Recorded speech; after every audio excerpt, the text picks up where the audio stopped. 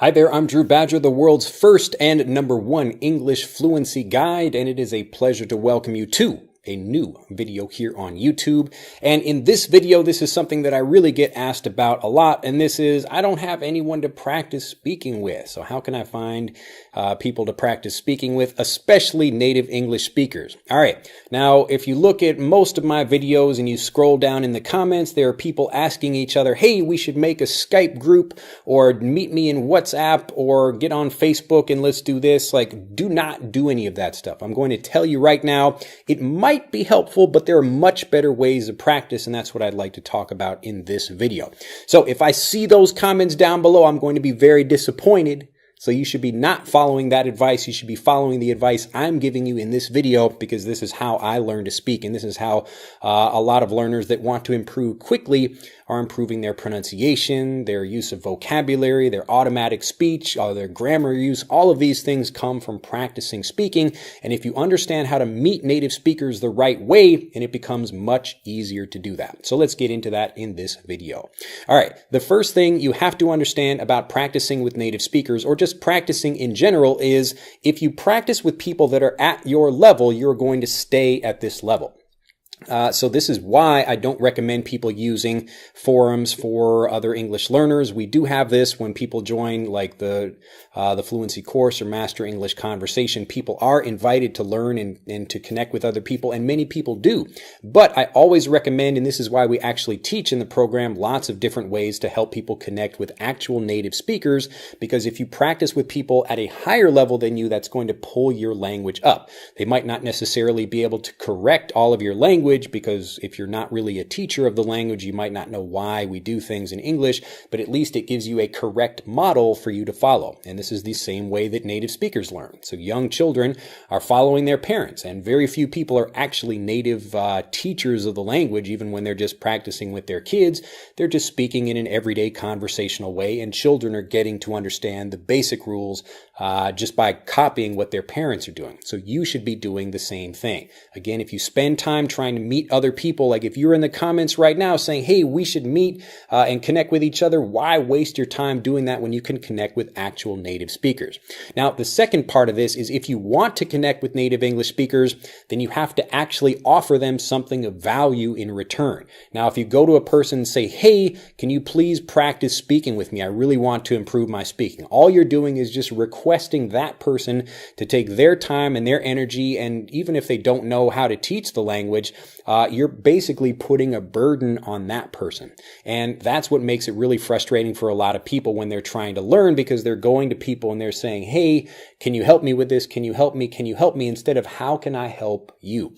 So the most important thing about this is, when you're trying to connect with other people, the same way I was trying to connect with Japanese speakers when I was learning Japanese, or at least at the beginning.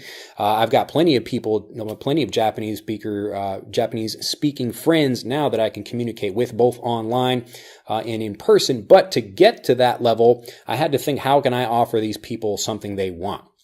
And it doesn't mean you have to pay them or anything like that. But typically this is just the same way you would meet an actual friend where you live, like a person that speaks your native language. So when you're communicating with people and you say, hey, if I just walk up to someone and say, hey, please be my friend, they're going to look at me and think, well, that's kind of a weird question. Like, I don't know if we really connect with each other. Why do I want to be your friend? Why is it important for me to do something like that?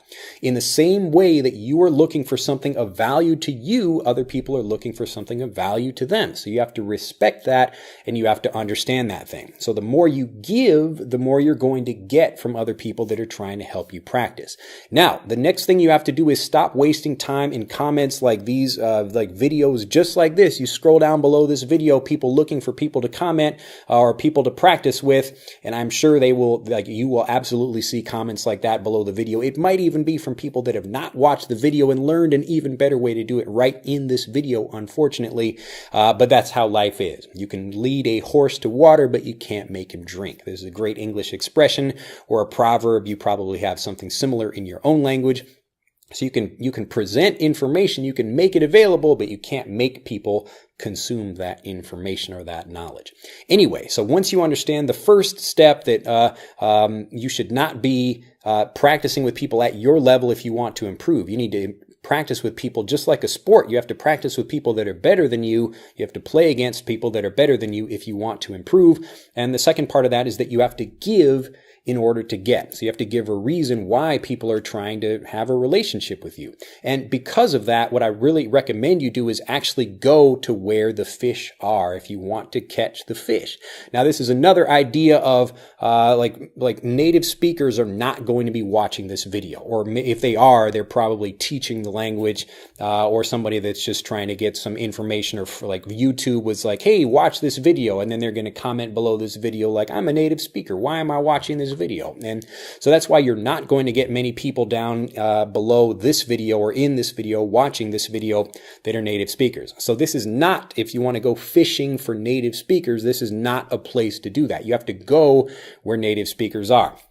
Now, if you live in an English-speaking country like the United States, the United Kingdom, Canada, Australia, wherever, or even just an area where you live that has a lot of native speakers, that's great. Then you can just start connecting with people personally, but when you walk up to them, just treat them like a regular person. You don't have to begin by saying, help me improve my English. Just start speaking with them. And even if you make a mistake, it's okay. Native speakers will probably be happy to connect with you. But again, you have to do it where you're just trying to meet the person the same way you would meet someone that speaks your native language. You don't walk up to them and just say, hey, help me with my whatever. You try to offer them something. It's like, hey, like those are some nice shoes you have there. Or, you know, you're maybe giving them a compliment or connecting with them in some way. Like, I see we both like the same sports team or whatever. You're making a connection with that person, and that's where the communication develops. But in the case of, you know, maybe somebody that's online, you don't live in a place where they're native English speakers, so you have to connect with people online.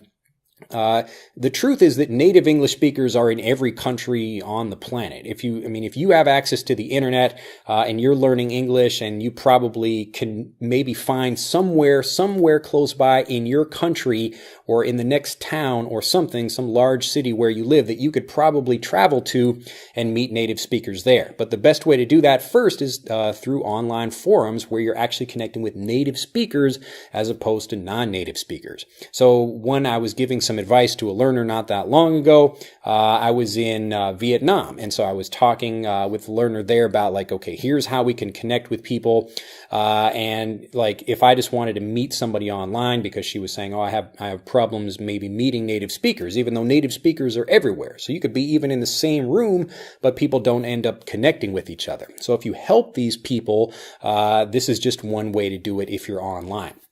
So let's say I live in Japan. So I do live in Japan. I can do this exact same thing. And I want to learn maybe Japanese or something. Actually, no, let's use the example of like Vietnam, like I just did. So we're in Vietnam, and this student is Vietnamese, but lots of foreigners, English-speaking foreigners, are coming to Vietnam.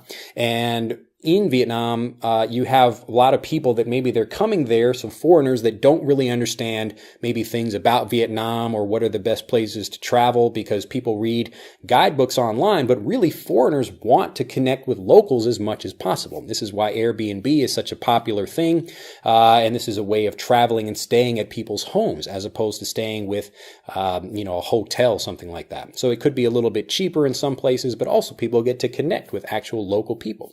So it makes for a really great arrangement for people, and that's how you can also improve your language ability as well. But in these situations, you have a lot of foreigners that come there, and there are forums for foreigners either visiting or living in your country. So in the case of Vietnam, we would just look up foreigners. We go to Google or whatever search engine you want to use, and you type in foreigner or like forum for visitors or foreigners living in whatever country you're in.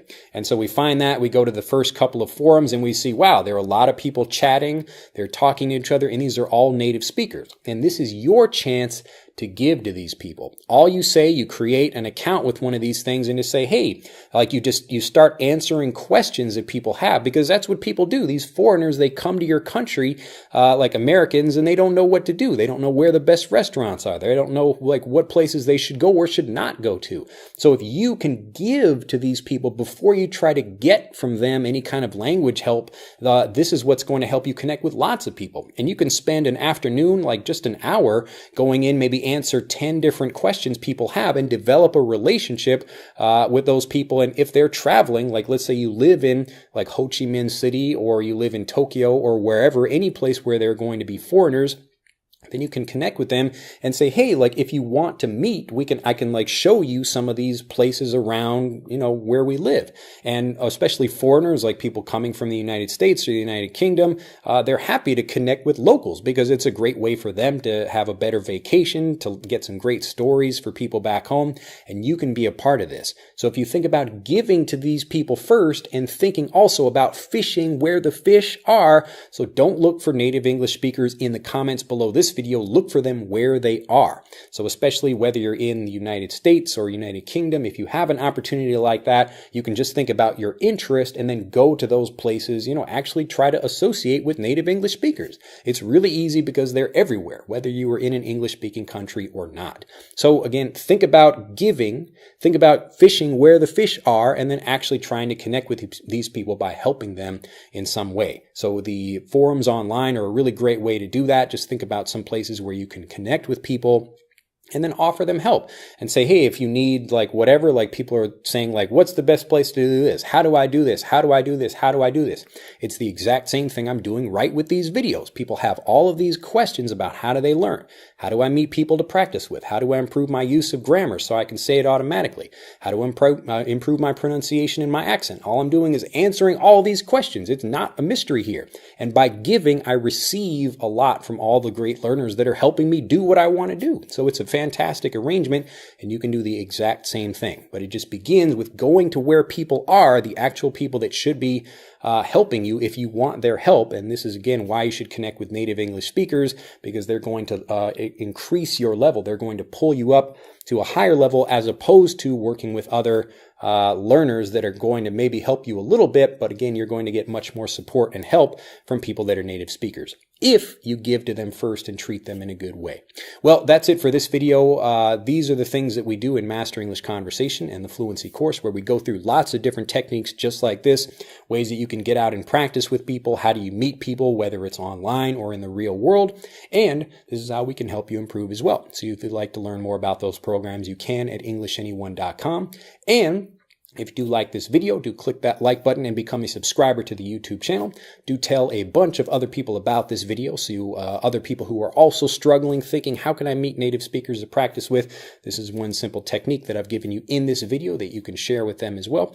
And if you'd like to learn more about improving not only your way of meeting native speakers, but about how you practice, how you learn, how you review grammar, all of these things that you can use to finally become a confident, successful English speaker, click on the link in this video to take our free English fluency quiz. It will tell you exactly what you need to do for your particular situation so we can help you become a great speaker. I look forward to seeing you at EnglishAnyone.com, so click on the link here or in the video description below this video, and click on the link there to take our free English fluency quiz. I look forward to seeing you in the next video, and until then, bye-bye.